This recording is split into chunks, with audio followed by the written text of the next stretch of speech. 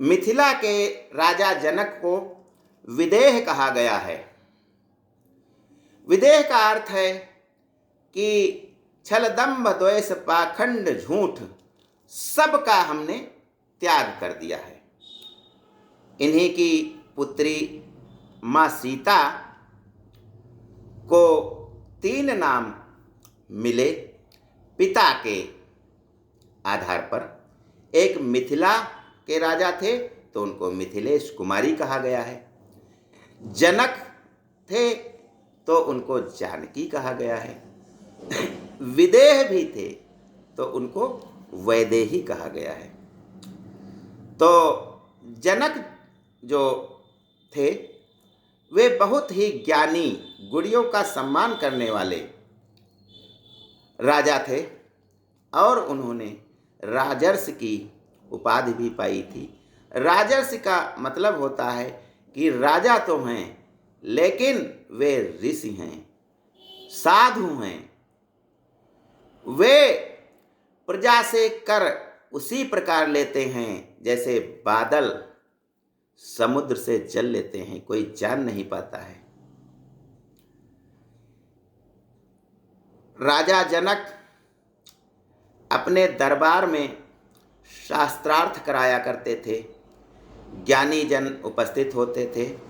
एक बार महाराज जनक ने अपने दरबार में शास्त्रार्थ कराने के लिए विद्वानों को आमंत्रित किया। तमाम गायें जिनके सींग उन्होंने सोने से मढ़ा दिए थे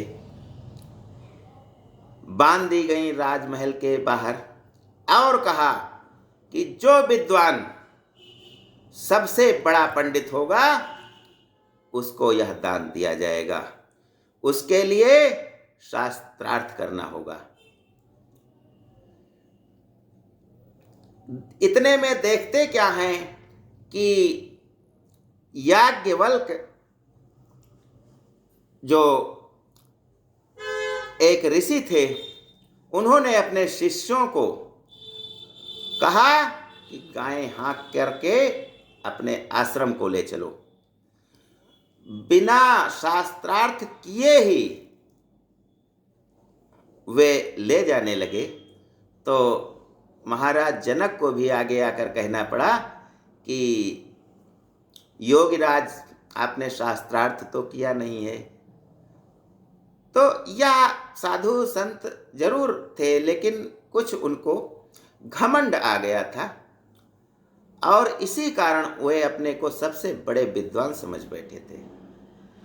लेकिन उनको पता नहीं था कि भारत की एक महिला भी विद्वान हो सकती है। गार्गी सामने आई, याज्ञवल्क्य और गार्गी का शास्त्रार्थ होने लगा। कई बार शास्त्रार्थ में गार्गी ने याज्ञवल्क्य को निरुत्तर कर दिया अपने प्रश्नों से, लेकिन वे जानती थीं कि यदि मैं इनको हरा दूंगी तो ये मेरा बड़प्पन नहीं रह जाएगा, क्योंकि ये गायें पहले ही हाँक चुके हैं, अपने को जीता हुआ पहले ही मान चुके हैं। इसलिए उनके सम्मान की रक्षा के लिए गार्गी उनसे बड़ी विद्वान होते हुए भी हार कर यानी जीत कर भी हार गईं और उन्होंने याज्ञवल्क्य का सर नीचा नहीं होने दिया। ये है भारत की परंपरा कि जानते हुए कि हम इनसे श्रेष्ठ हैं फिर भी उनके आगे झुक जाना। एक साधु थे, वे नदी में स्नान कर रहे थे। तब तक देखते क्या हैं कि पानी में एक बिच्छू डूब रहा है। उन्होंने उसको अपनी हथेली पर उठा लिया उसकी प्राण रक्षा के लिए। बिच्छू ने डंक मारना शुरू किया, उनका हाथ लहूलुहान हो गया। यह देखकर साधु के साथ आए अन्य शिष्यों ने, अन्य व्यक्तियों ने कहा कि महाराज यह आपको डंक मार रहा है, इसको त्याग दीजिए।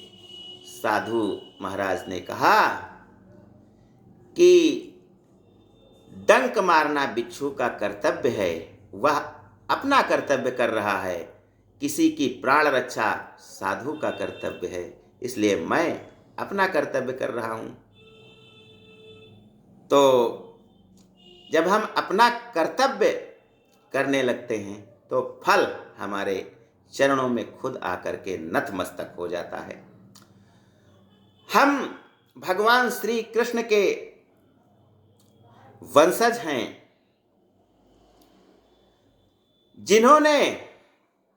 जिनकी नीति थी कि अगर प्यार से हमारे साथ आप आते हैं तो हम बंसी की मधुर धुन सुनाएंगे, और यदि आप भटक जाते हैं तो हम आपको गीता का उपदेश सुनाएंगे, और यदि आपने आंखें तरेरी तो हम अपना सुदर्शन चक्र दिखाएंगे, चाहे वह बंधु बांधव शिशुपाल हो या कोई अन्य आतताई राजा हो।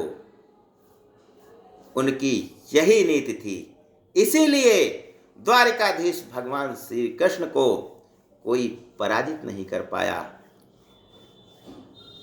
आइए ज्ञान गंगा के इस 3 पत्ती कार्यक्रम में मैं कुछ और बातें आपसे साझा करूंगा। शिरा और धमनी ये क्या होता है?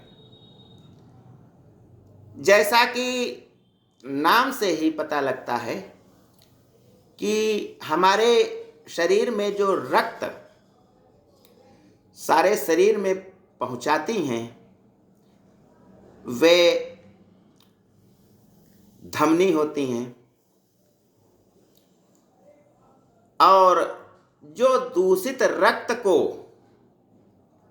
सभी अंगों से ला करके हृदय में इकट्ठा करती हैं, वहाँ से फेफड़े में ले जा करके शुद्ध ऑक्सीजन जब मिला करके फिर वापस ले जाती हैं, तो वे शिराएं होती हैं। शिराएं और धमनी 2 नसें होती हैं। तो धमनी का अर्थ है कि ऑक्सीजन युक्त ताज़ा खून जब हमारे शरीर के मस्तिष्क सहित अंग अंग में पहुंचाती हैं, उन नसों को धमनी कहा जाता है, और जो दूषित रक्त को लाती हैं उन नसों को शिरा कहा जाता है। धमनियाँ चूँकि रक्त पहुंचाने में बहुत अधिक ताकत लगती है, तो वे हमारे अंगों के अंदर होती हैं, और जो शिराएं होती हैं वे तो दूषित रक्त को लाती हैं, तो वे बाहर की तरफ होती हैं। हमें जो दिखाई देती हैं वे शिराएं होती हैं। जब हम अपनी कलाई देखते हैं तो यहाँ पर जो हरे रंग की, नीले रंग की जो नसें दिखाई देती हैं, ये दूषित रक्त वाली होती हैं, इन्हें शिराएं कहते हैं। और ये कभी कभी देखा होगा कि जब कोई बहुत व्यथित होता है, लड़कियां होती हैं, धोखा खाती हैं, तो वे अपनी नसें काट लेती हैं, जानती हैं हम मर जाएंगे। लेकिन ऊपर वाली जो ये नीली नीली होती हैं, ये शिराएं होती हैं, इनको काटने से कोई नहीं मरता है। यदि धमनी कटी अंदर वाली शुद्ध रक्त वाली, तो रक्त नहीं पहुंच पाएगा, रक्त सारा बह जाएगा, तब मर सकता है। इन शिराओं को काटने से मरता नहीं है कोई। तो ये हमारे शरीर को स्फूर्ति देने वाली, नस नस में ताज़ा रक्त पहुंचाने वाली धीराओं, शिराओं और धमनियों की बात हुई।